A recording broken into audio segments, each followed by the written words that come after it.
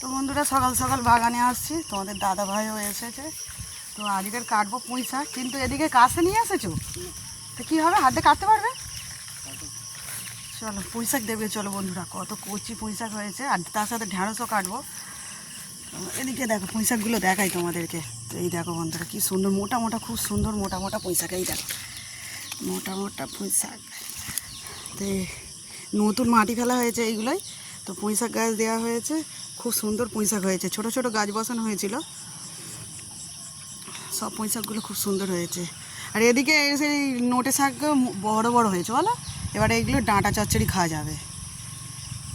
তো কাটবে, চলে এসো না। এই দেখো বন্ধুরা, তোমাদের দাদাভাই এদিকে পুঁই শাক কাটছে, খুব মোটা কচি পাতা, একদম টক। হ্যাঁ, আর এক ডাল কাটো না, কচি হাত দিয়েই ভেঙে যাচ্ছে বলো।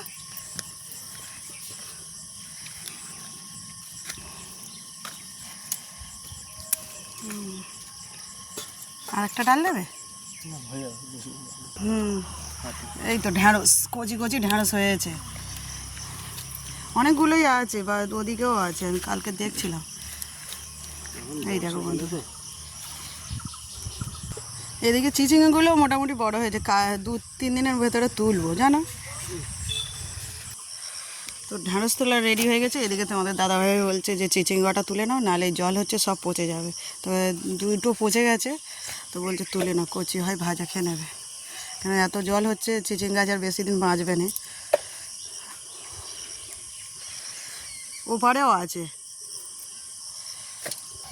এখানে দুটো আছে, নিচেরটা পচে গেছে, নিচে আর একটা আছে।